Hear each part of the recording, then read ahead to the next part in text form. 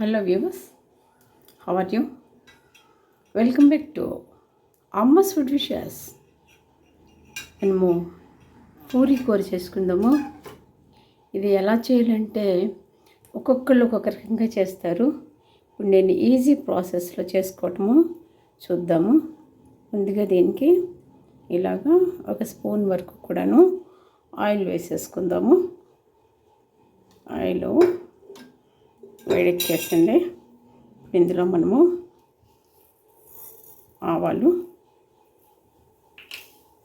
అలాగే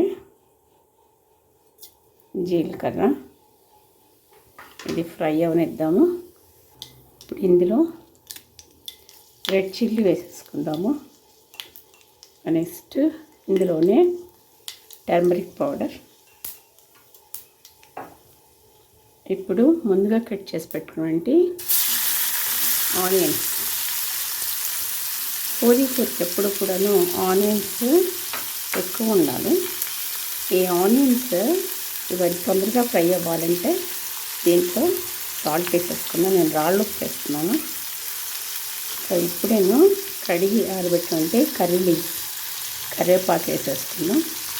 దీని అంతటిని మనం ఇప్పుడు ఒకసారి కలుపుతాము. ఒక్కొక్కళ్ళు ఒక్కొక్క వెరైటీగా చేస్తూ ఉంటారు. మరి దీన్ని ఈ ప్రాసెస్లో చేస్తే చాలా బాగుంటుంది. ఇప్పుడు మనం ముందుగా నేను బాయిల్ చేసి పెట్టుకున్నాం అన్నమాట పొటాటోస్. అలా కనుక చేసి పెట్టుకుంటే చాలా టేస్టీగా ఉంటుంది. దీంట్లో శనగపిండి అలాంటివి ఏమీ మనం వెయ్యము. ఇంట్లో కనుక ఒక బే లీఫ్ బిర్యానీ అర్థానికి ఒకటి వేస్తే మంచి ఫ్లేవర్ ఉంటుంది. అంతేకాదు ఇది హెల్త్కి కూడా చాలా మంచిదన్నమాట. ఇప్పుడు ఇందులో మనము బాయిల్ చేసి పెట్టినటువంటి ఆనియన్స్ వేద్దాము. అట్లాగే ఇందులో మనం ఏమీ కూడాను కారం అనేది వేయము. దీంట్లో మనం వేసే రెడ్ చిల్లీస్, గ్రీన్ చిల్లీస్ ఇవే అన్నమాట కారం. అందుకని ఇట్లా వేసుకుందాము.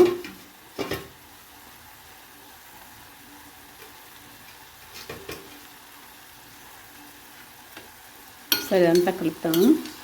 కావాలంటే మొక్కగా కావాలి అంటే ఇలా చేసుకోవాలి. లేదనుకోండి మీకు బాగా ముద్దగా కావాలి అంటే ఈ ఆలుని బాగా మ్యాష్ చేసేసుకుంటే అదే ముద్దగా అయిపోతుంది కూర. వెయిట్ చేద్దాము. ఇప్పుడు ఇందులో మనము గ్రీన్ పీస్ వేసేసుకుందాము. ఇది ఫ్రిడ్జ్లోనే ఇలా మొలకలు వచ్చేసి స్ప్రౌటెడ్ గ్రీన్ పీస్ అయిపోయింది.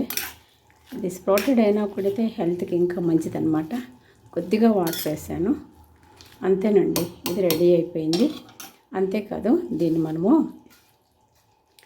కుక్ అయిపోయిన తర్వాత చల్లారిన తర్వాత కొద్దిగా లెమన్ జ్యూస్ కనుక వేసుకొని దీన్ని కనుక మనము పూరీలోకి చపాతీలోకి తిన్నామనుకోండి చాలా టేస్టీగా ఉంటుంది. అంతేకాదు చాలామంది దీంట్లోనూ శనగపిండిని కలిపేసి చేస్తారు. కానీ నేను ఇప్పుడు కొద్దిగా ముద్దగానే చేస్తాను అన్నమాట.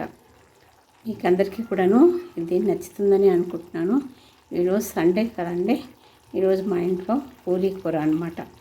అందుకనేసి దాన్ని నేను మీకు చూపిస్తాను. ఓకేనా?